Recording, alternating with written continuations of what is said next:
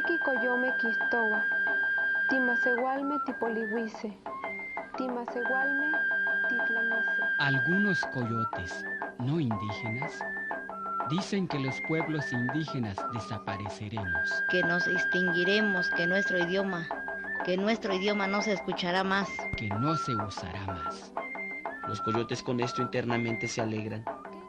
Los coyotes esto es lo que buscan. ¿Por qué es así?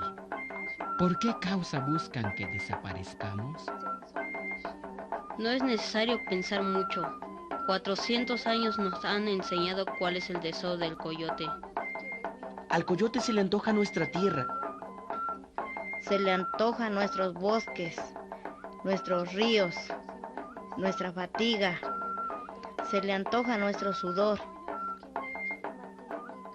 El coyote quiere que vivamos en los arrabales de las grandes ciudades, que allí nos hagan objeto de sus engaños, de sus juegos. El coyote desea convertirnos en sus asalariados. Por esto desea que abandonemos nuestras tierras comunales, nuestros trabajos comunales, nuestras ocupaciones de gente de pueblo, nuestro propio idioma. Maticayahuacan, Tocomontlal, Tocomontequi, Tomasegualtequi, Tomasegualtlacto.